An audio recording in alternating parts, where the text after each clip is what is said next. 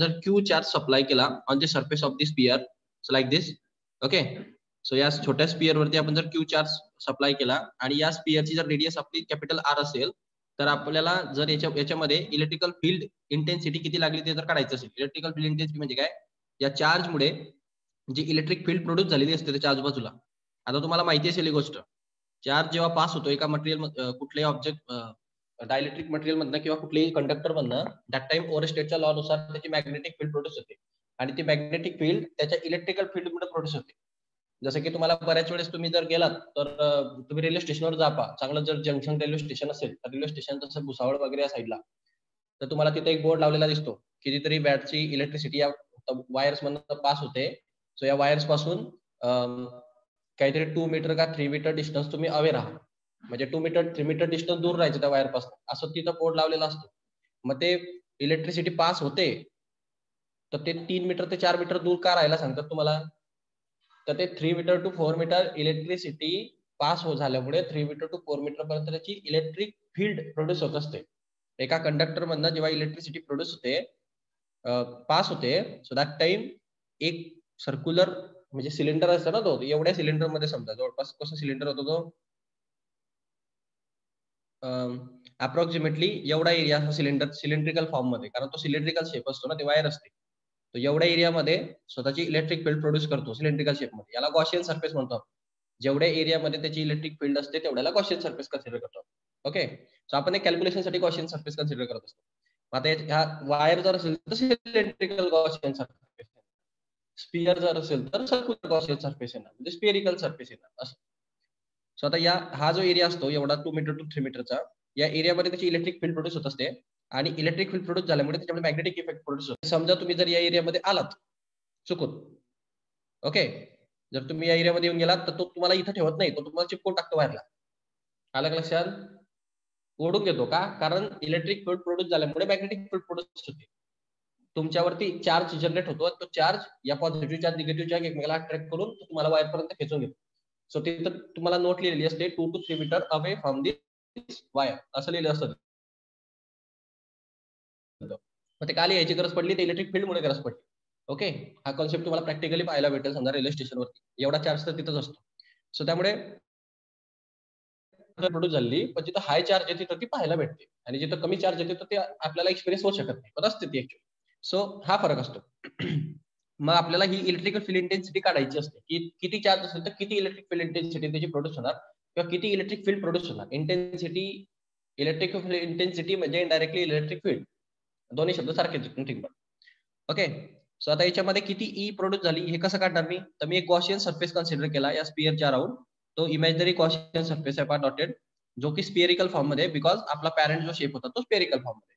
Parent शेपची radius जर capital R असेल तर गॉसियन सरफेसची रेडियस आपण स्मॉल आर घेतो. स्मॉल आर म्हणजे कॅपिटल आर मध्ये काहीतरी डिस्टन्स ऍड झालेलं असतं, म्हणजे बाहेर घेतलेला असतो. पण त्याचं कारण असं आहे की हा जो चार्ज असतो हा सरफेस वरती असतो आणि सरफेसवर असल्या कारणाने आपल्याला आतमध्ये त्याची इलेक्ट्रिकल फील्ड भेटत नाही. सो आपल्याला त्याच्या बाहेरच्या बाजूला एक सरफेस कन्सिडर करून त्याच्या आतमध्ये इलेक्ट्रिक फील्ड काढावी लागते. ओके, सो पुढे पहा, आपण एक काय करणार, ह्या गॉसियन सरफेस वरती एक स्मॉल एरिया डीएस कन्सिडर करणार एका पी पॉईंट वरती. त्या स्मॉल एरिया डीएस मध्ये किती इलेक्ट्रिक फील्ड इंटेन्सिटी जाते, तर समजा ई इलेक्ट्रिक फील्ड इंटेन्सिटी त्याच्यातून पास होते असं आपण अज्युम करतो. मग आता ही ईचा फॉर्म्युला किती असेल जो या स्मॉल एरिया मधनं जाणार, तर या ईचा फॉर्म्युला तुम्हाला पाहायला भेटतो पहा. इथं आपण पाहिलं होतं की हे चॅप्टरची सुरुवात जिथून होते, हे ई डीएस म्हणजे तुमची इलेक्ट्रिकल फील्ड इंटेन्सिटी, त्याच्यामध्ये हा ई जो असतो हा कॉम्पोनंट आहे फोर्सचा, म्हणजे ते एक वेक्टर क्वांटिटी आहे, त्या वेक्टर क्वांटिटीचा कॉस्ट कॉम्पोनंट येतो आणि डीएस म्हणजे त्याचा एरिया असतो. व्हर्टिकल कॉम्पोनंट येत नाही कारण तुम्ही हॉरिझॉन्टल कन्सिडर केलेला आहे. त्याच्यानंतर हा जो थिटा असतो, हा थिटा हा फॉर्म्युला फिक्स आहे, हा फॉर्म्युला लक्षातच ठेवून घ्या तुम्ही, ईडीएस. ओके, आता पुढे पहा, ईडीएस ईडीएसच येते पुढे, ते फ्लक्स वगैरे काढण्यासाठी काम येतो, समजेल तुम्हाला ते पुढे कसं डेरिव्हेशन झालंय.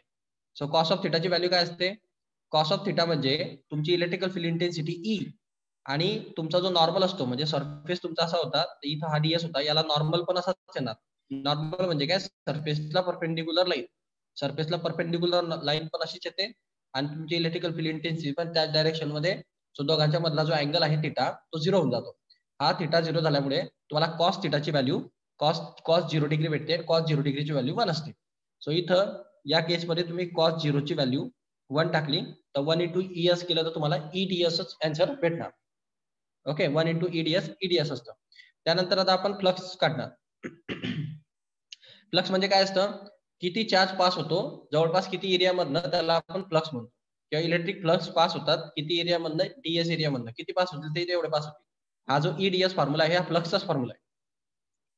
ओके, वेक्टर क्वांटिटी मध्ये, आणि त्याला स्केलर मध्ये घेतलं तर असं दिसतं, कारण तुमच्या कॉस ऑफ थिटाची व्हॅल्यू 1 झालेली आहे बिकॉज ऑफ. आणि का तसं झालंय, कारण नॉर्मल आणि इलेक्ट्रिकल फील्ड इंटेन्सिटी मधला जो अँगल आहे त्याची व्हॅल्यू नाही, त्याची व्हॅल्यू 0 डिग्री आहे. कॉस ऑफ 0 डिग्रीची व्हॅल्यू 1 असते. सो दॅट्स वाय ते तसं झालंय. आता आपण पुढे जाऊ. तुम्हाला फ्लक्सचा जो फॉर्म्युला आहे हा फक्त एका पर्टिक्युलर एरियासाठी निघला. हा फ्लक्स पर्टिक्युलर DS एरियासाठी निघला. आपल्याला कम्प्लीट स्पियर साठी पाहिजे. सो आपण काय करणार, हा एवढा छोट्याशा एरियासाठी होता, DS एरियासाठी. कम्प्लीट स्पियर साठी घ्यायचं असेल तर इंटिग्रेट करा त्याला थ्रू आउट सर्कल. आणि सर्कल सायक्लिक इंटिग्रल घ्या, कारण कम्प्लीट सर्कल येते. सो इंटिग्रेशन घेताना सायक्लिक इंटिग्रेशन घेतलं जातं. E वेक्टर आणि DS वेक्टर असं तर तुमचा फाय तुम्हाला कम्प्लीट भेटणार. ओके, हा छोट्याशा एरियासाठी होता, हा कम्प्लीट एरियासाठी स्पियरच्या इंटिग्रेशन केल्यानंतर. सो तुम्हाला इथं पहा सायक्लिक इंटिग्रेशन ऑफ EDS, कारण ह्या वेक्टर EDSचा आन्सर EDSच होतं. सो तुम्हाला इथं सायक्लिक इंटिग्रेशन ऑफ EDS म्हणू शकतात. याच्यामध्ये E जे आहे इलेक्ट्रिक फील्ड इंटेन्सिटी, ती थ्रू आउट स्पियर कॉन्स्टंट असते. का बरं, का कॉन्स्टंट असणार ती, कारण त्याची सेंटर पासूनची रेडियस ऑलवेज सेम राहणार. म्हणजे पहा, इथून हा एवढ्या याच्यावरती R रेडियस वरती आहे, आपण R रेडियस वरतीच आहे, आपण R रेडियस वरतीच आहे, इथून पण R रेडियसच आहे, इथून पण R रेडियसच आहे. म्हणजे ह्या R रेडियस वरती जे सर्कल तयार झालेले स्पियर, या स्पियर वरती सर्व ठिकाणी इलेक्ट्रिक फील्ड इंटेन्सिटी कशी असली पाहिजे, सेम असली पाहिजे, बिकॉज रेडियस सेम आहे, सेम डिस्टन्स आहे from centre. So that's Y तुमची इलेक्ट्रिक फील्ड इंटेन्सिटी सेम येते. त्यामुळे आपण त्याला कॉन्स्टंट म्हणू शकतो, because electric field intensity variable नाहीये. आपण त्याला इंटिग्रेशनच्या बाहेर काढणार. डेरिव्हेटिव्ह सारखं असतं ते. इंटिग्रेशनच्या बाहेर इलेक्ट्रिक फील्ड इंटेन्सिटी येते. आणि व्हेरिएबल काय मग, तर एरिया वाढतोय कंटिन्युअसली. तुम्ही जर चेक केलं तर या ठिकाणी छोटासा एरिया होता DS, आता तो कम्प्लीट एवढा मोठा एरिया झालेला आहे. सो व्हेरिएबल कोण आहे, व्हेरिएबल एरिया आहे.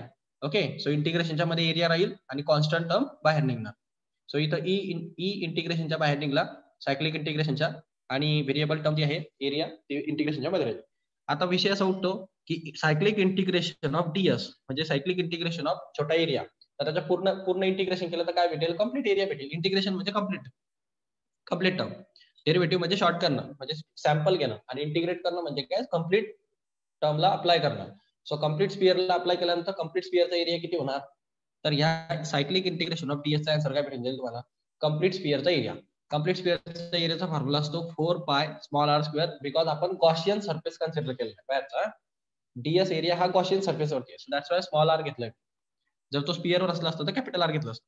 आणि हा E ॲज इट इज होता. सो तुम्हाला टोटल फ्लक्स जे भेटलं स्पियर मध्ये, टोटल फ्लक्स जे आहे म्हणजे टोटल चार्ज समजा इनडायरेक्टली, फ्लक्स म्हणजे इनडायरेक्टली तुम्ही चार्ज टर्म कन्सिडर करा, जो असणार इनडायरेक्टली तो असणार E/4πr स्क्वेअर. ओके, आता मला जर इलेक्ट्रिकल फील्ड इंटेन्सिटी काढायची आहे तर मी काय करेन, मी थोडस याला रिअरेंज करतो. मला फ्लक्सचे दोन फॉर्म्युले माहिती आहेत. फ्लक्स म्हणजे असतं EDS, हा एक फॉर्म्युला जो आपण वरती युज केला हा, आणि फ्लक्सचा एक दुसरा फॉर्म्युला असतो तो म्हणजे Q/ε0. ओके ओके, सो हे दोन्ही फॉर्म्युले यूज करायचे, आणि त्याच्यातनं तुम्हाला जे पाहिजे ते टर्म इलेक्ट्रिकल फील्ड इंटेन्सिटी बरोबर भेटते. म्हणजे आता सुरुवातीला आपण ही टर्म यूज केली, हा फॉर्म्युला यूज केला, सो मला ही टर्म भेटली. आणि मला माहिती आहे की फाय म्हणजे हे पण असतं Q/ε0. मग मी याला इज इक्वल टू Q/ε0 म्हटलं चालेल का, चालेल का? मग इक्वेट करून घ्या, त्यातनं E ची व्हॅल्यू फाइंड करा. डेरिव्हेशन कसं काढलंय ते सांगतोय फास्ट मध्ये, का मागच्या लेक्चरमध्ये झालंय डिस्कस करून. तर हे दोघं इक्वेट केलं मी, E ची व्हॅल्यू काढली, हे 4πr स्क्वेअर तिकडे डिवाइड केलं. सो तुम्हाला याच्यामध्ये अजून एक गोष्ट, Qचा तुम्हाला व्हॅल्यू टाकता येऊ शकते. Q म्हणजे काय असतं, चार्ज असतो. टोटल सरफेसवरचा किती चार्ज आहे तो Q असतो. आणि मी काय करू शकतो की मला जर टोटल चार्ज माहिती आहे तर टोटल चार्ज किती असणार, तर विषय असा आहे की चार्ज पर युनिट एरिया याला म्हणतो आपण सिग्मा. सिग्मा म्हणजे charge density. Okay, charge density किती, हे एका युनिट एरियावरती एक चार्ज असतो असं त्याचं मिनिंग असतं. ओके, म्हणजे जेवढे चार्ज समजा, तर एका युनिट एरियावर किती चार्ज त्याला म्हणतो आपण सिग्मा. म्हणजे 1 युनिट एरियाची गोष्ट आहे. असा किती एरिया आहे तुमच्याकडे? 4 pi capital R square area आहे. कॅपिटल आर स्क्वेअर का? कारण तो आतल्या स्पिअर वरती चार्ज आहे. तर 4 पाय कॅपिटल आर स्क्वेअर तुमच्याकडे टोटल एरिया आहे आणि एका युनिट एरियावरती क्यू बाय ए एवढा चार्ज असतो, म्हणजे सिग्मा चार्ज असतो. म्हणजे तुमचा टोटल चार्ज किती झाला? Sigma into 4 pi capital R square. Any doubt? नाही सर. Any doubt? हा. सो याच्यामधनं क्यू ची व्हॅल्यू घ्या. तर क्यू ची व्हॅल्यू येते sigma 4 pi capital R square. ही क्यू ची व्हॅल्यू घेऊन या वरच्या याच्यामध्ये सबस्टिट्यूट करा. ओके, सो ही क्यू ची व्हॅल्यू घेऊन याच्यात सबस्टिट्यूट करा.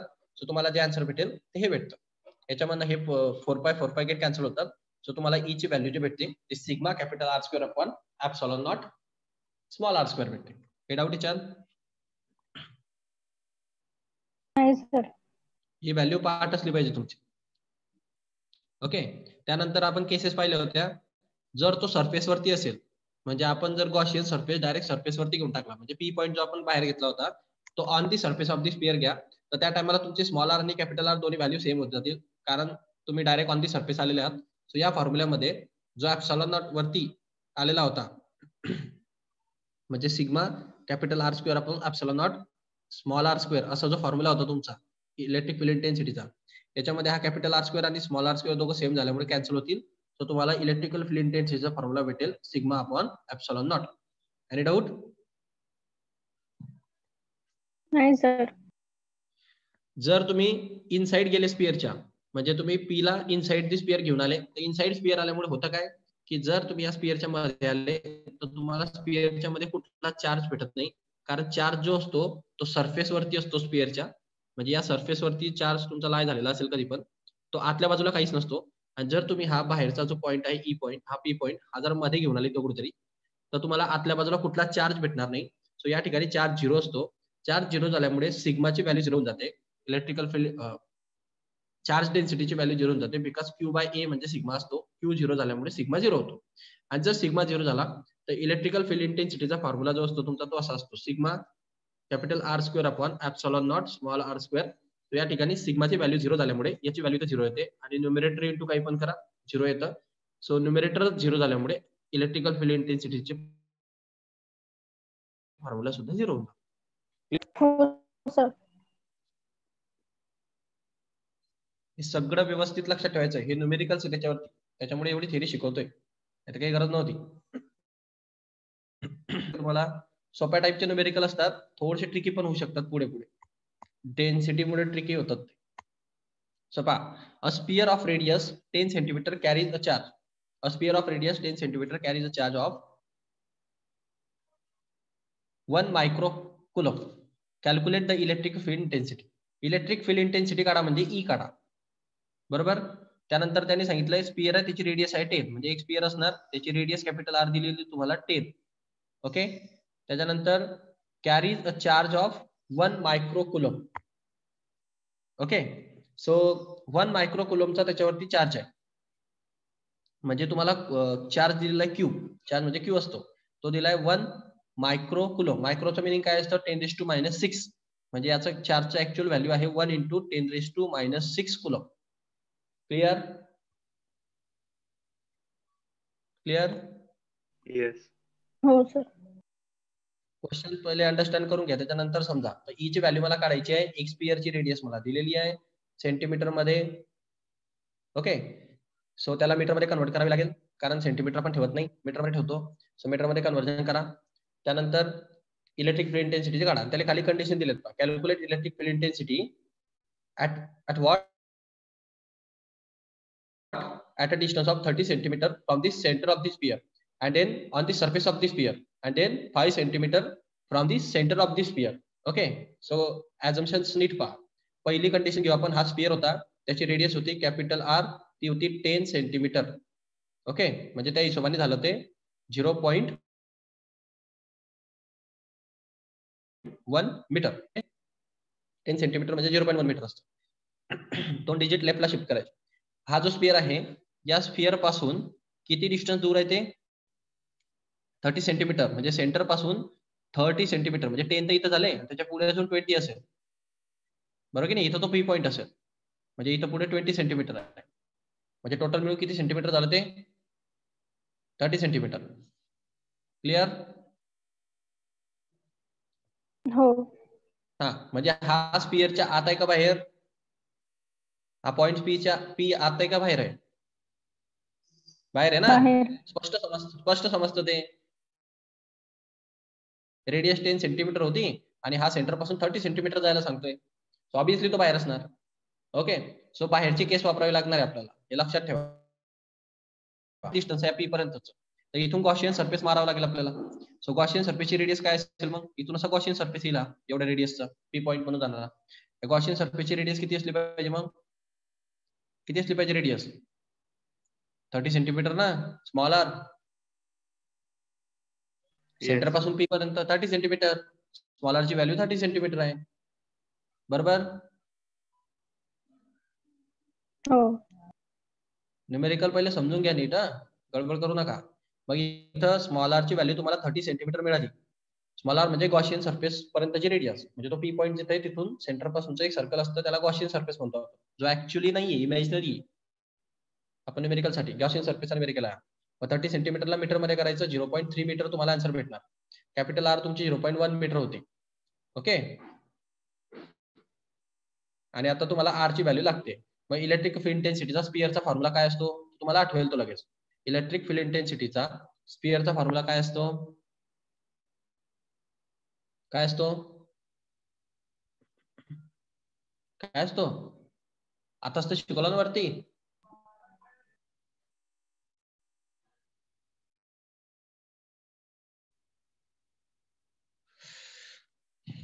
अरे हा नाही शिकवला का? दोन फॉर्म्युले तुम्ही मेजरली लक्षात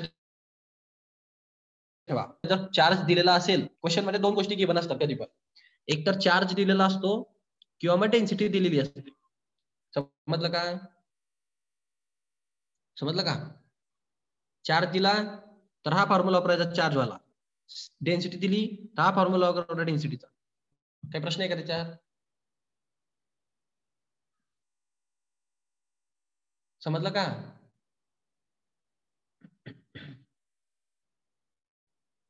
हॅलो, आवाज येतोय का? येस. हा, क्वेश्चन मध्ये काय गिवन आहे त्याच्यावरनं फॉर्म्युला ठरतो, किंवा तुम्ही चेंज पण करू शकता. तसं काही कंपल्सरी नाहीये की तुम्ही क्यूचाच फॉर्म्युला सिग्माचाच फॉर्म्युला प्ला, फक्त तुम्हाला कन्व्हर्जन माहिती पाहिजे. मग जर तुम्हाला सिग्माचं कन्व्हर्जन क्यू मध्ये करायचं असेल तर क्यू बाय एरिया म्हणजे तुमचा सिग्मा असतो. मग तुम्ही काय म्हणणार, इथं स्पियरचा एरिया काय असतो? 4 पाय कॅपिटल आर चा स्क्वेअर. मग या क्यू ला 4 पाय कॅपिटल आर स्क्वेअर करा, तुम्हाला सिग्माची व्हॅल्यू भेटेल. मग तुम्ही सिग्मा इथं टाका, मग तुम्हाला हा फॉर्म्युला वापरता येईल. हा लक्षात. पण हे कटकट करायची नाही, वेळ नसतो आपल्याकडे. दोन्ही फॉर्म्युले पाठ करून घ्या, सोपे ते पाठ करायला. Q upon 4 pi epsilon not small R square आणि E is equal to sigma r square capital R square upon epsilon not small R square. समजलं? जर क्वेश्चन मध्ये क्यू गिवन असेल हा फॉर्म्युला वापरा डायरेक्ट, आणि जर क्वेश्चन मध्ये सिग्मा गिवन असेल म्हणजे डेन्सिटी दिलेली असेल तर हा फॉर्म्युला वापरा डायरेक्ट. दोघं फॉर्म्युले एकाच गोष्टीचे, स्पियरच्या इलेक्ट्रिकल फील्डचे. समजलं? हो. हा, मी तुमचा वेळ वाचवतोय. एक फॉर्म्युला लक्षात ठेवणार तर वेळ जाईल कन्वर्जन करण्यामध्ये. सो कन्वर्जन करण्याचा नादी लागू नका. दोन्ही फॉर्म्युला लक्षात ठेवा, एक क्यूच्या फॉर्मॅटमध्ये एक सिग्माच्या फॉर्मॅटमध्ये. सिग्मा दिला तर दुसरा वापरायचा, क्यू दिला तर पहिला वापरायचा. आता या ठिकाणी या क्वेश्चन मध्ये तुम्हाला कुठली टर्म गिवन मध्ये दिलेली आहे? Electrical field. या ठिकाणी कोणची टर्म गिवन मध्ये? चार्ज आहे का चार्ज डेन्सिटी आहे? चार्ज. गिवन काय दिलेलं आहे? चार्ज दिलाय ना. चार्ज डेन्सिटी म्हटलं का तो? नाही. डेन्सिटी म्हटलं असतं तर सिग्मा दिला असता. या ठिकाणी चार्ज दिला की नाही तुम्हाला, मग चार्जचा फॉर्म्युला वापरा. चार्जचा फॉर्म्युला काय होता? चार्ज असलेला E is equal to Q upon 4 pi epsilon not small R चा स्क्वेअर. संपला विषय. समजलं? हो. आता याच्यामध्ये काय काय माहिती आहे? क्यू तुमच्याकडे आहे, 4 तर कॉन्स्टंट असतो, पाय तर कॉन्स्टंट असतो, एप्सिलॉन नॉट ची व्हॅल्यू फिक्स असते. ओके, आर ची व्हॅल्यू दिलेली आहे 30 सेंटीमीटर, आताच तर काढली होती, आहे की नाही? हो सर. सगळ्या व्हॅल्यू टाका ना, आन्सर काढा.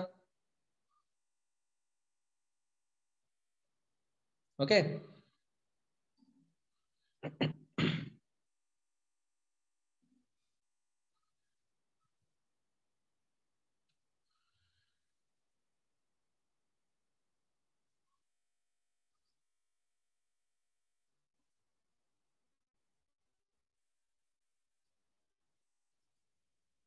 तुम्ही ह्याला एक गोष्ट लक्षात ठेवून घ्या बा, हे 4 पाय एप्सिलॉन नॉट ची व्हॅल्यू डायरेक्ट पाठ करून घ्या, डायरेक्ट फिक्स व्हॅल्यू ती. ओके, आणि ती काय आहे माहिती का, ती तुमची व्हॅल्यू आहे 9 इंटू 10⁹ पाठ करून घ्यायची ती व्हॅल्यू. 1/4 पाय एप्सिलॉन नॉट म्हणजे ही व्हॅल्यू असते. हे पहा अशी 1/4 पाय एप्सिलॉन नॉट.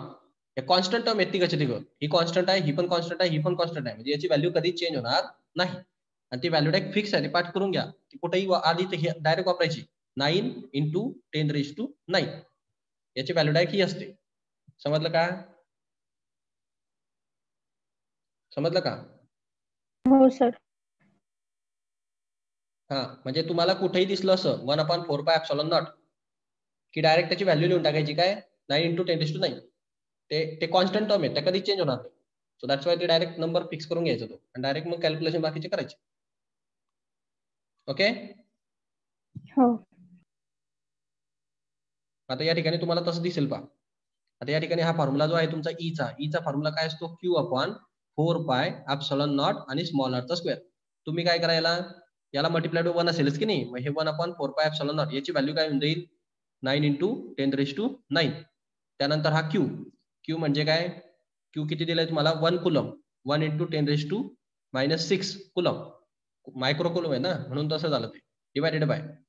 त्यानंतर तुम्हाला r स्क्वेअरची व्हॅल्यू, छोटा r म्हणजे काय होतं 0.3 मीटर, त्याचा स्क्वेअर. भेटलं की नाही इलेक्ट्रिक फील्ड इंटेन्सिटीचा फॉर्म्युला? हो. समजलं का? हो सर. हा, शॉर्ट मध्ये करा हे 1/4 पाय एप्सिलॉन नॉट, त्याला सॉल्व्ह करत बसू नका. मग आता इथून हे कॅल्क्युलेशन कसे करायचे सांगायची गरज आहे का, जमतील? जमतील सर. पाहून घ्या एकदा, सांगतो शॉर्ट मध्ये. काय दिले तुम्हाला, 9 into 10⁹ into 1 into 10⁻⁻6 divided by 0.3 चा होल ब्रॅकेट स्क्वेअर. आता हे त्याला कसं सॉल्व्ह करायचं, पहिले 10⁻⁻ चा हिशोब लावायचा. पहिले काय करायचं, 10⁻⁹ आणि 10⁻⁻6 यांचा विषय काय होईल, हे 9 इंटू 1 तर 9च होऊन जाईल, आणि हे 10⁻⁹ आणि 10⁻⁻6 या +9 मधनं -6 केले, किती उरले, 10⁻³ उरले ना. हो. बरोबर. आणि हे 0.3चं मिनिंग काय होतं, 0.3 चा स्क्वेअर करायचा आपल्याला. 0.3 म्हणजे काय, 3/10 चा स्क्वेअर करायचा इनडायरेक्ट. समजलं? हो. म्हणजे काय होईल, 9 इंटू 10⁻³ डिवायडेड बाय हा 3 चा स्क्वेअर 9 होईल, आणि डिवाइड बाय या 10 चा स्क्वेअर 100 होईल. करेक्ट? हो सर. करेक्ट. हा, 100 म्हणजे काय असतं, 100 म्हणजे 10⁻² असतं. बरोबर. हो. हे 10⁻² या 10⁻³ जवळ जातील, म्हणजे काय होईल, 9 कॅन्सल होईल, म्हणजे 1 इंटू 10⁻³ आणि हा इंटू 10⁻². हे झाले ते 10⁵. 1 इंटू 10⁻⁵. संपला विषय. 1 इंटू 10⁻⁵ म्हणजे 10⁻⁵ असणार. संपलं तुमची इलेक्ट्रिक. काही डाऊट? नाही सर.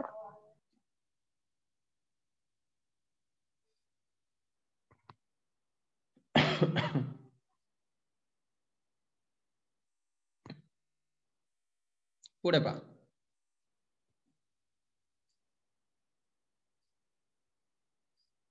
आता याच्यानंतर ही युनिट आहे न्यूटन पर कुलम.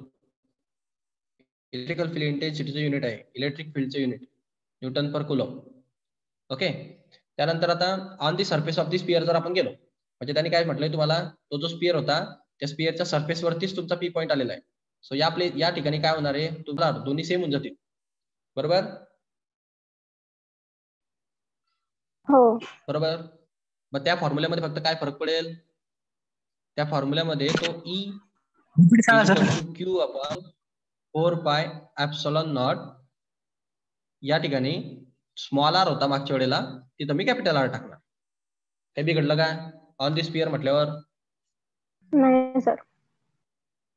मग हे फक्त एवढी एक व्हॅल्यू चेंज करा, बाकी सगळं ऍज इट इज राहतं ते. मग तुम्हाला असा फॉर्म्युला भेटेल पहा, 1/4 म्हणजे 9 × 10⁻⁹. 1 कुलमचा अर्थ असतो 1 मायक्रोकुलम.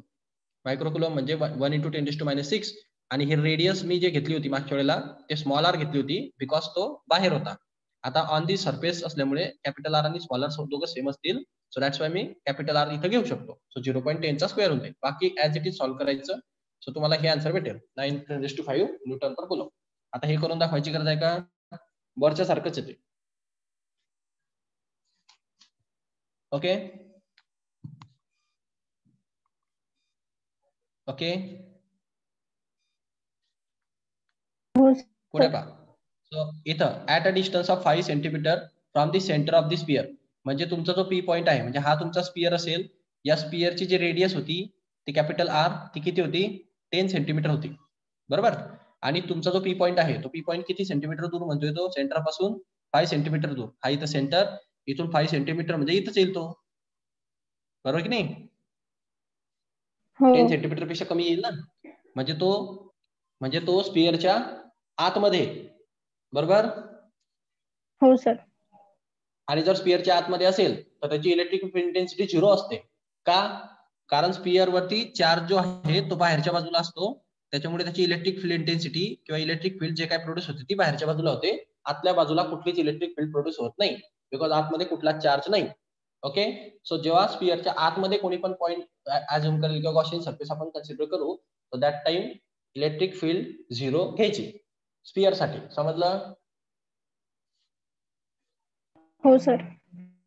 इतर रिझन काय येणार? तुम्ही हा जो पी पॉईंट आहे तो इनसाइड दी स्पियर आहे, सो दॅट्स वाय चार्ज 0 असेल, सो दॅट्स वाय त्याची इनसाइड स्पियर असल्यामुळे इलेक्ट्रिक फील्ड 0 असणार, बिकॉज चार्ज 0. ओके, इथपर्यंत चला पुढे. सो आता electrical field intensity due to an infinite long straight charge wire. Okay, same याच्या स्पियर सारखं केला. मी आता काय कन्सिडर करतोय की मी एक सिलेंडर घेतलेला आहे, इन्फानाइट लॉंग सिलेंडर, म्हणजे एक वायर आहे समजा. म्हणजे जसं की आता ते मी तुम्हाला याचं एक्झाम्पल दिलं होतं, रेल्वेच्या ज्या वायर्स असतात त्याचं एक सिलेंड्रिकल वायर आहे, इन्फानाइट डिस्टन्स पर्यंतची, म्हणजे खूप दूर डिस्टन्स पर्यंतची, आणि त्याची रेडियस काहीतरी ऑप्टिमम असेल. ओके, तर त्या वायर मध्ये जर मी चार्ज इंट्रोड्यूस केला तर ती वायर किती इलेक्ट्रिक फील्ड प्रोड्यूस करते हे काढावं लागेल ना. इंजिनियरला ते काढावंच लागतं, कारण तो त्याला ते सांगितलं असतं 1 फीट 2 फीट, मग ते का कसं काढतो तो? त्याच्यामुळेच काढतो तो, त्याला हे फॉर्म्युला माहिती आहेत म्हणून. सो त्याची इलेक्ट्रिक फील्ड इंटेन्सिटी किती असेल एका कंडक्टरची जो इन्फानाइट डिस्टन्स पर्यंत जाईल आणि त्याची रेडियस समजा आर असेल, त्याला मी युनिफॉर्मली चार्ज केलं. सो आता याच्यामध्ये जे आपण मागच्या वेळेस सिग्मा टर्म यूज करायचो, म्हणजे मी त्याला चार्ज केलं तर स्पियर मध्ये कसा एरिया होता, sigma Q by area is equal to sigma, charge surface charge density. Okay, so charge density म्हणजे सिग्मा क्यू बाय ए होता स्पियर मध्ये, कारण त्याचा आपल्याला कम्प्लीट एरिया काढता यायचा. जो तुम्ही कंडक्टर कन्सिडर केलेला आहे हा एक इन्फानाइट लॉंग कंडक्टर आहे, खूप डिस्टन्स पर्यंत जाणारा करीतो असा इन्फाइटली लॉंग. सो त्याचा तुम्हाला सरफेस चार्ज टोटली काढता येणार नाही, म्हणजे टोटल एरिया नाही काढता येत. मग आपण त्याचा चार्ज जो असतो तो लेंथ वाईज कन्सिडर करतो. ही त्याची लेंथ एल, आणि त्या एल लेंथ वरती किती चार्ज आहे याला म्हणतो आपण त्याचा चार्ज डेन्सिटी. समजलं का? सिलेंडरच्या केसमध्ये हो सर. समजलं का? चार्ज डेन्सिटी म्हणजे क्यू बाय एल घ्यायचं, इथं स्पियर मध्ये ते क्यू बाय ए असतं. सो आपण त्याच्यावर युनिफॉर्मली चार्ज वायर असेल ज्याची लेंथ इन्फानाइट असणार, अशा टाइपच्या याच्यावर आपण कॉन्स्टंट लिनियर जो चार्ज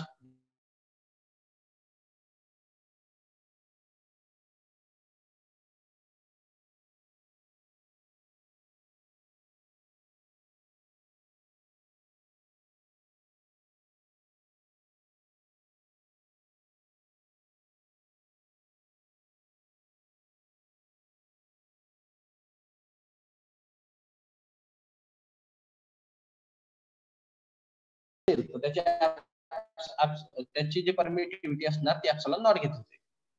जर व्हॅक्यूम मध्ये किंवा एअर मध्ये ठेवलं तर एप्सिलॉन नॉट येईल. त्याची परमिटिव्हिटीचा मिनिंग काय असतं? त्या मीडियम मधनं किती चार्ज पास होऊ शकतात किंवा इलेक्ट्रिक लाईन ऑफ फोर्स किती पास होऊ शकतात याची ॲबिलिटी. म्हणजे त्याची क्षमता त्या मीडियमची किती तो चार्ज पास करू शकतो, त्या ॲबिलिटीला म्हणतो आपण permittivity of the medium. So ते ज्या मटेरियल मध्ये ठेवलेलं आहे, म्हणजे ज्या मटेरियल मध्ये तुम्ही ज्या मीडियम मध्ये तुम्ही एक्सपेरिमेंट कंडक्ट करताय तो मीडियम महत्वाचा असतो. जर तुम्ही एअर मध्ये चार्जला कन्सिडर केलेलं आहे, म्हणजे कंडक्टरला ठेवलेलं आहे, सो त्याचं एअरचं परमिटिव्हिटी घ्यावी लागेल. जर तुम्ही तो एक्सपेरिमेंट वॉटर मध्ये करताय तर वॉटरची परमिटिव्हिटी घ्यावी, किंवा तो एक्सपेरिमेंट दुसऱ्या कुठल्या ठिकाणी करता दुसऱ्याची परमिटिव्हिटी घ्यावी.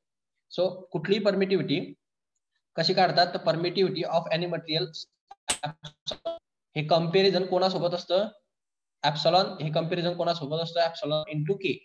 हा के म्हणजे काय असतो, कॉन्स्टंट असतो, परमिटिव्हिटी कॉन्स्टंट म्हणतात त्याला. ओके, सो या कॉन्स्टंट डायलेक्ट्रिक कॉन्स्टंट म्हणतात त्याला. सो डायलेक्ट्रिक कॉन्स्टंटनी तुमच्या परमिटिव्हिटीला मल्टिप्लाय केलं की तुम्हाला ज्या पाहिजे त्या मीडियमची परमिटिव्हिटी भेटते. ही व्हॅक्यूमची परमिटिव्हिटी आहे, रेफरन्स परमिटिव्हिटी. आणि हा के आहे हा डायलेक्ट्रिक कॉन्स्टंट आहे. डायलेक्ट्रिक कॉन्स्टंट म्हणजे हे जे मीडियम असतं त्याला डायलेक्ट्रिक मीडियम म्हणतात, ज्या मीडियम मध्ये तुम्ही एक्सपेरिमेंट कंडक्ट करणार. आणि त्याचा जो कॉन्स्टंट असतो तो प्रत्येक मीडियम वाईज डिफरंट असतो. हा लॅबोरेटरीमध्ये ऑलरेडी डिफाईन केलेले आहेत सगळ्या मीडियमसाठी. सो या के ची value medium bye medium change होते, ती याला मल्टिप्लाय करायची, तुम्हाला तुमच्या मीडियमची परमिटिव्हिटी भेटते. ओके, सो असं असणार. आता इथं तुम्हाला पहा एक चार्ज केलेला स्पियर दिसतोय, स्पियर नाही सिलेंडर आहे. ओके, तुमचा सिलेंडर होता पहा, जो चार्ज सिलेंडर आहे ऍक्च्युअल सिलेंडर, त्याची रेडियस आहे कॅपिटल आर. याच्यावरती मी चार्ज कंडक्ट केलेला आहे, इंट्रोड्यूस केलेला आहे, जो की आउटवर्ड डायरेक्शनला स्पियरच्या सरफेस वरती ऍक्ट झालेला दिसतोय, पॉझिटिव्ह चार्ज. ओके, सो आता परत या स्पियर या सिलेंडरच्या आउटवर्ड डायरेक्शनला इथं कुठेतरी मी एक पी पॉईंट कन्सिडर केला. त्या पी पॉईंटचा एरिया डीएस असेल आणि त्या ठिकाणी इलेक्ट्रिकल फील्ड इंटेन्सिटी किती असणार, असं माझं ते कॅल्क्युलेशन स्पियर सारखं असेल. ओके, सो मी या डीएस मधनं या हा सिलेंड्रिकल शेप आहे त्याचा गॉसियन सरफेस पण सिलेंड्रिकल शेप मध्येच असतो. ओके, हा जो ब्ल्यू केलेला आहे मी हा गॉसियन सरफेस आहे, जो की पी पॉईंट मधनं पास होतो.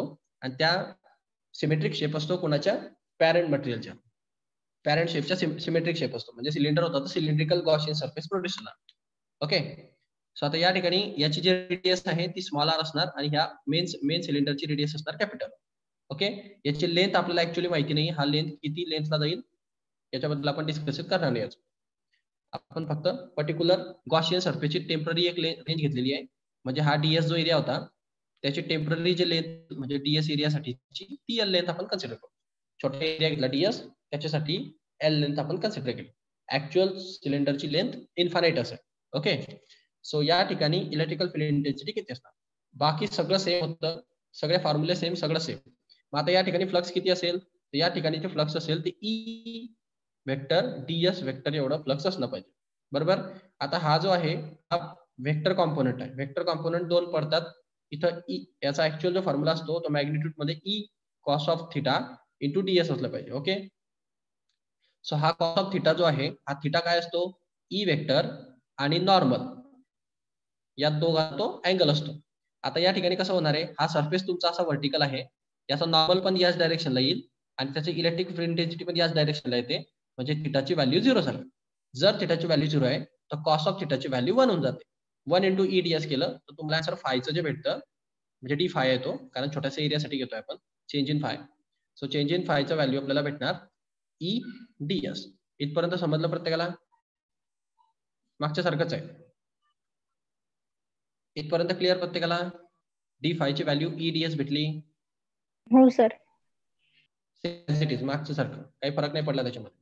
त्यानंतर आता पुन्हा तेच की फायचं जर तुम्हाला टोटल फ्लक्स जर काढायचं असेल तर टोटल फ्लक्स आपण कसं काढणार, टोटल फ्लक्स म्हणजे फाय असतं. टोटल फ्लक्स म्हणजे काय असतं, तो जो छोटासा फ्लक्स होता सायक्लिक इंटिग्रेशन घ्यायचं डी फायचं. डी फाय म्हणजे काय होता, ईडीएस होता. मग मी या डी फायच्या जागी जर ईडीएस लिहिलं तर चालेल का, कारण डी चेंज इन त्या छोट्याशा डीएस एरियासाठी ईडीएस एवढं फ्लक्स होतं, टोटल एरियासाठी सायक्लिक इंटिग्रेशन ऑफ ईडीएस येणार. ओके, सो याच्यामधनं परत तेच एका स्मॉल आर रेडियसला ई ची व्हॅल्यू ऑलवेज कॉन्स्टंट राहील त्या सिलेंडर वरती, जो गॉसियन सरफेस आपण कन्सिडर केलाय. सो हा ई इंटिग्रेशनच्या बाहेर निघतो, सो डीएस येतो. आता फक्त या ठिकाणी फरक कसा पडतो, मागच्या याच्यात इथं फरक जाणवतो तुम्हाला, हे मागच्या सारखंच आहे इथपर्यंत. मागच्या वेळेस जो स्पियर होता त्या स्पिअरचा जो सरफेस एरिया यायचा म्हणजे हा काय टोटल सरफेस एरिया, डीएस म्हणजे एक छोटासा एरिया, त्याचं इंटिग्रेशन म्हणजे टोटल सरफेस एरिया. स्पिअरचा टोटल सरफेस एरिया 4πr² येऊन जायचा. पण आता या ठिकाणी स्पिअर आहे का? नाही, या ठिकाणी सिलेंडर आहे. सो सिलेंडरचा टोटल सरफेस एरिया घ्यावा लागेल. आलं का लक्षात? आलं का लक्षात? हो सर.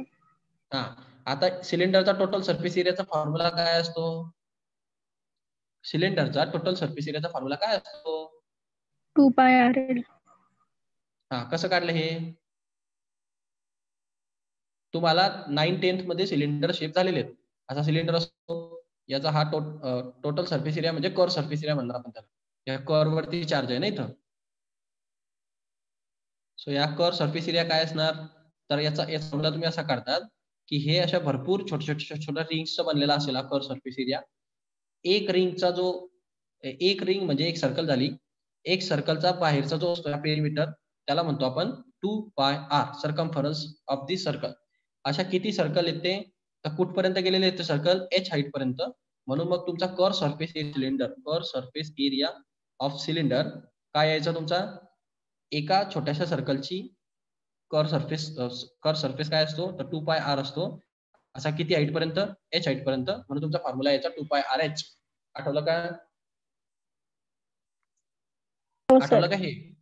हे 9th-10th मध्ये झालेलं कर्व सरफेस एरिया तो असतो 2πrh.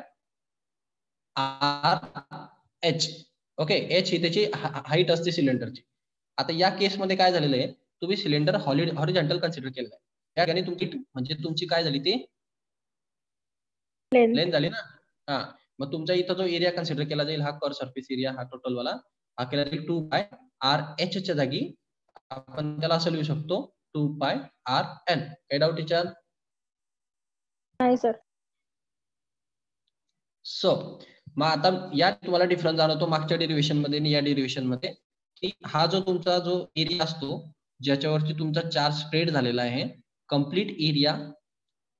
ओके, सो डीएसचं सायक्लिक इंटिग्रेशन ते तुम्हाला 2πrl भेटतं. आणि जे स्पिअर मध्ये तुम्हाला काय भेटायचं? स्पिअर केस मध्ये तुम्हाला 4πr² भेटायचं, कारण हा त्याचा कर्व सरफेस एरिया स्पिअरचा असतो, हा कर्व सरफेस एरिया सिलेंडरचा असतो. समजलं? हो. त्यानंतर डेरिव्हेशन सेमच आहे. त्यानंतर हे पहा, हा फायचा फॉर्म्युला आहे. फॉर्म्युला तुम्हाला माहिती आहे. फाय म्हणजे काय? फ्लक्स. फ्लक्सचा फॉर्म्युला असतो बाय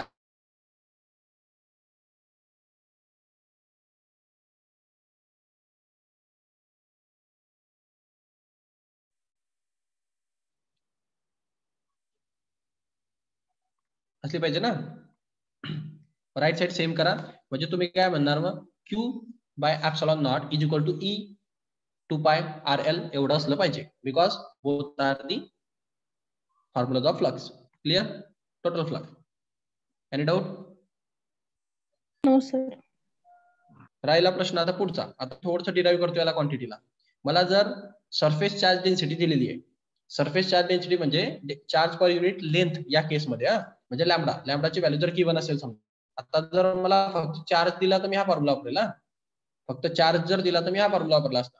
पण जर मला चार्ज डेन्सिटी दिलेली असेल तर मी हा खालचा फॉर्म्युला वापरेल. चार्ज डेन्सिटी मध्ये कसं कन्वर्ट करायचं? चार्ज डेन्सिटी म्हणजे काय असते? Q/L असते. म्हणजे चार्ज पर युनिट लेंथ म्हणजे चार्ज डेन्सिटी. आता मी याच्यातनं व्हॅल्यू हे Q ची काढतो. Q ची म्हणजे चार्जची व्हॅल्यू काय भेटेल मला? L. काही डाऊट याच्यात? इकडे मल्टिप्लाय. समजलं? हो. मग ही व्हॅल्यू घेतली मी आणि या इक्वेशन मध्ये सबस्टिट्यूट केली. या इक्वेशन मध्ये तर या Q च्या जागी मी Q is equal to λL substitute केला, तर मला सरफेस चार्ज डेन्सिटी मध्ये जो फॉर्म्युला कन्वर्ट होताना दिसेल. म्हणजे काय भेटेल मला पहा, L/ε0 म्हणजे λL/ε0 असं भेटेल ते, is equal to E 2πrl. काय पाहिजे याच्यातनं? मला E पाहिजे. बरोबर, मी हा 2πrl इकडे डिवाइड करेल. काही डाऊट याच्यात? नाही सर. मग E ची व्हॅल्यू काय भेटेल तुम्हाला? E ची व्हॅल्यू भेटेल λL डिवाइडेड बाय ε0 आणि हा 2πrl इकडे डिवाइड झाला. सो याच्यानंतर काय होईल? L गेट कॅन्सल, त्यानंतर लॅम्बडा बाय 2πr अशी तुम्हाला व्हॅल्यू भेटली पाहिजे. समजलं? E is equal to lambda by 2πr. Okay,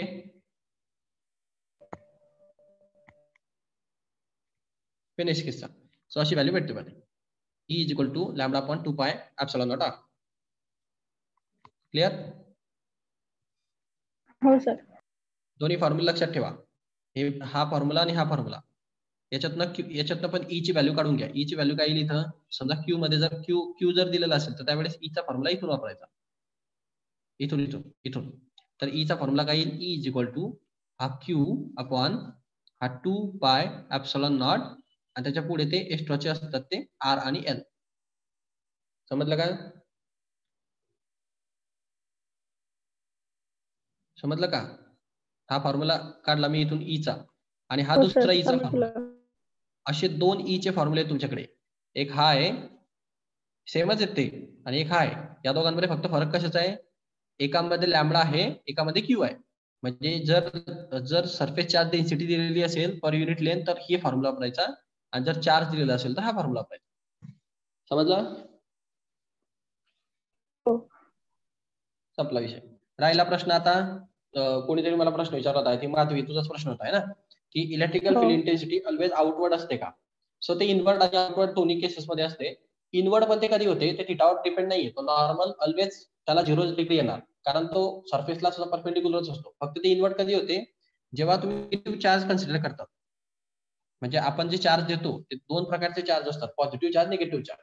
okay, proton आणि इलेक्ट्रॉन. सो जर मी पॉझिटिव्ह पॉझिटिव्हली चार्ज केलं सरफेसला, तर माझी इलेक्ट्रिक इंटेन्सिटी आउटसाइडला असते, कधी पण बाहेरच्या बाजूला. आणि जर का मी सरफेसला निगेटिव्हली चार्ज केलं, आलं का लक्षात,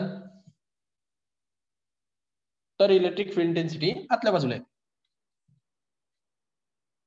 म्हणजे कॅल्क्युलेशन एक्झॅक्ट ऑपोजिट होऊन जातील आता.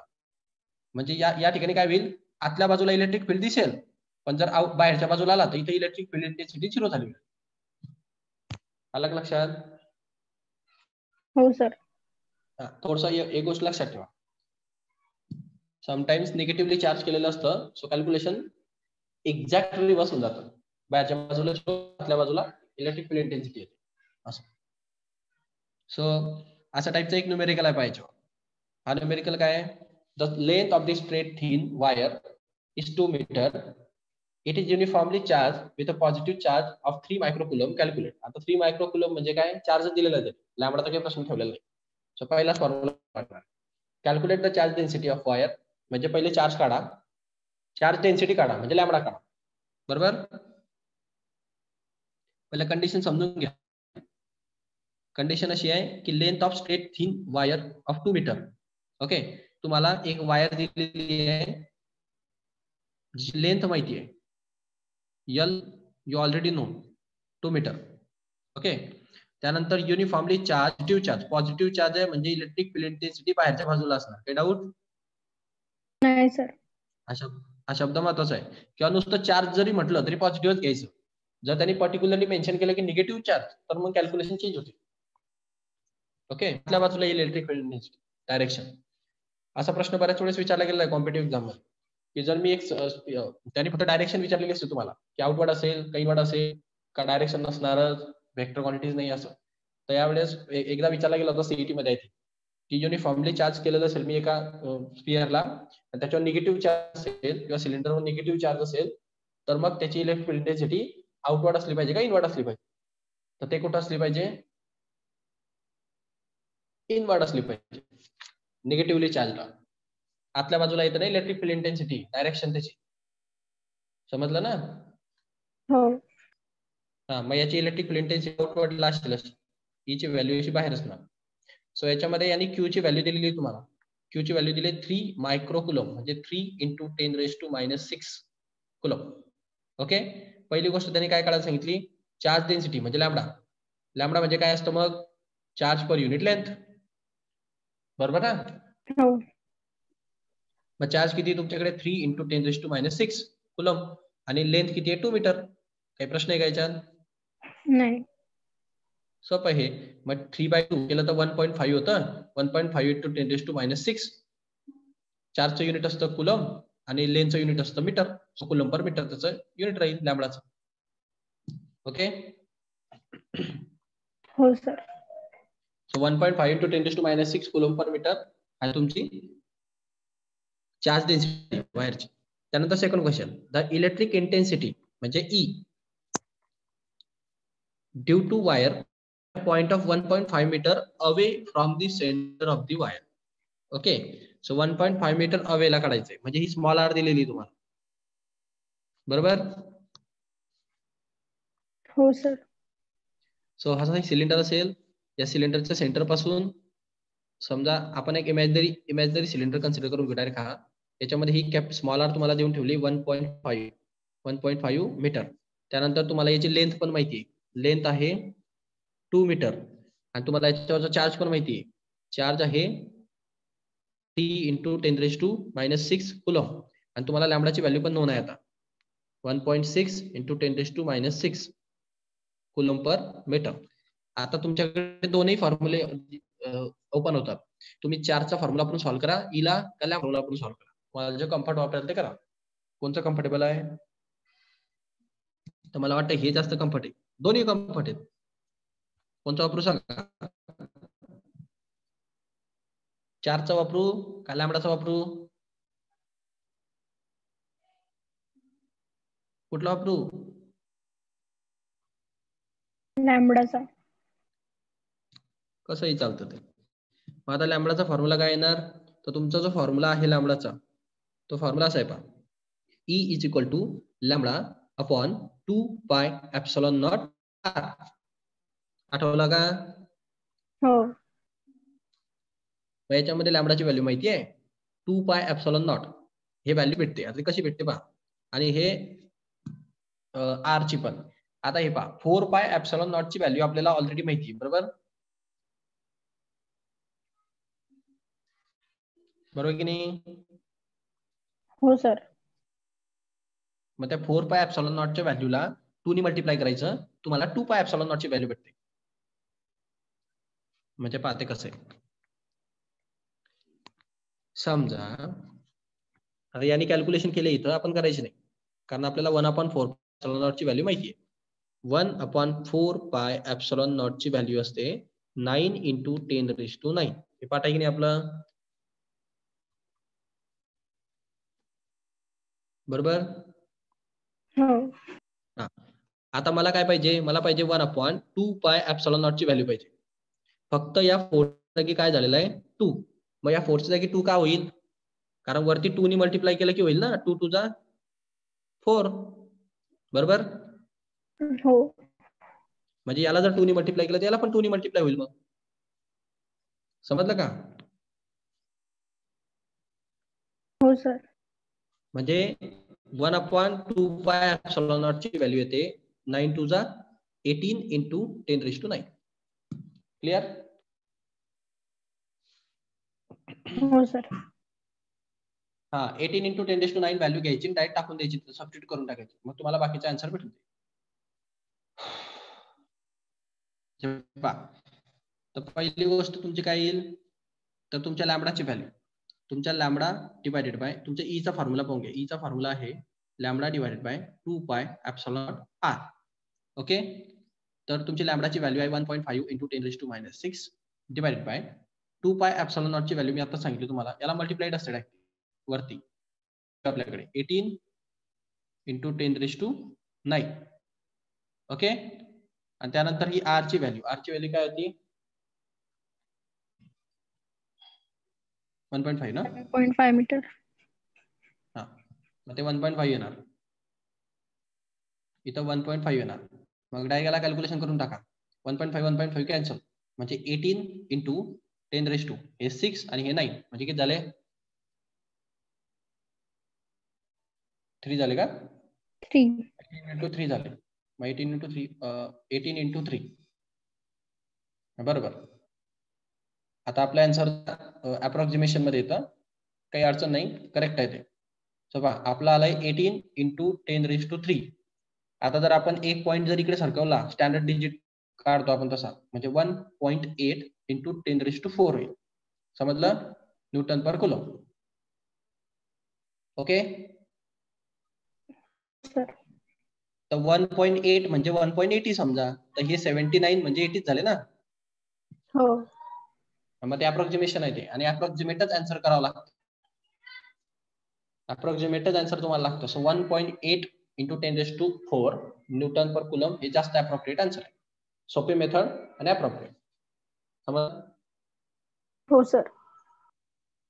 तर या कॅल्क्युलेशनच्या नादी लागू नका, याला बायपास करा. मी सांगितलं तसं दोन्ही व्हॅल्यू पाठ करून घ्या. त्या दोनच व्हॅल्यू तुम्हाला कंटिन्युअसली येणार आहे त्याच्यामध्ये. त्या दोन व्हॅल्यू डायरेक्ट तुमच्या पाठ असल्या पाहिजे. 1 तिथं लिहून घ्यायचं तसं. त्या पेपर सेटरला, तो पेपर चेकरला समजत नाही तुम्ही काय करताय ते, तुम्ही तसं बाजूला घ्यायचं तिथं. समजा तुम्ही जर 1/4π एप्सिलॉन नॉट ची व्हॅल्यू डायरेक्ट टाकताय 9 इंटू 10⁹ तसं डॉट डॉट डॉट डॉट करून बाजूला हे असं ब्रॅकेट मध्ये लिहून घ्यायचं. समजलं का पुढे? हो सर. हा, नाही तर तुम्ही जे करताय ते त्याला समजणार नाही. जर त्याला ते नाही समजलं तुम्हाला 0 मार्क भेटतील. ओके. सो 1/4π 4π ऐवजी समजा 2π एप्सिलॉन नॉट जर टाकलं त्याची व्हॅल्यू टाका 18 इंटू 10⁹ हे लिहून घ्यायचं बाजूला ब्रॅकेट मध्ये म्हणजे सोडवताना, आणि मग त्याला समजतं की यांनी ही व्हॅल्यू इथे सबस्टिट्यूट केली, मग तुम्हाला आन्सरचे मार्क्स भेटतील. तर तुमची कॅल्क्युलेशन याच्याने सोपे होऊन जातील. ओके. तर आज आपण इथं थांबू. हे पुढचं डेरिव्हेशन एक्झॅक्ट सेम आहे. जमलं तर बघा घरी, शॉर्ट मध्ये घेईल मग नेक्स्ट लेक्चरला. या 3 डेरिव्हेशन्सवर न्यूमेरिकल कधी कधी विचारलं जातं. त्यानंतर पोटेन्शियल एनर्जी वगैरे पण न्यूमेरिकल आहेत. बरेच टॉपिक याच्यातनं स्किप केले गेलेत, बाकीचे काही आहे. सो घेऊ आपण व्यवस्थित. समजतंय का वरनं चाललं? समजतंय सर. हा, याच्यात मेजर जे टॉपिक आहेत ते कॅपॅसिटर. हा जो कॅपॅसिटरचा पुढचा टॉपिक आहे ना, हा कॅपॅसिटन्स, प्रिन्सिपल ऑफ कॅपॅसिटर, याच्यावर न्यूमेरिकल तुम्हाला दिसतो. आपण जे पाहिलं तशा सरफेसवरती न्यूमेरिकल तुम्हाला इलेक्ट्रिक फील्डवरती तुम्हाला न्यूमेरिकल आलेले भेटतात. सो दोनच मेजर टॉपिक आहेत न्यूमेरिकल साठी. आणि मग थेअरीसाठी असं काही याच्यामध्ये जास्त नाहीये डेरिव्हेशन वगैरे. वॅन जनरेटर होता थेरॉटिकल टॉपिक, पण तो वॅन जनरेटर तुमच्या सिलेबस मध्ये काढून टाका. सो त्यामुळे वॅन जनरेटर थेरॉटिकल मध्ये येणार नाही. सो फक्त अभ्यास करा आणि डेरिव्हेशन्स थोडंसं लक्षात ठेवा, कारण डेरिव्हेशन्स महत्वाचे आहेत, त्याच्याशिवाय तुम्हाला ते जमणार नाही न्यूमेरिकल. ओके. आणि सोपे डेरिव्हेशन पाहिले ना तुम्ही. ठीक आहे, थांबायचं आज मग.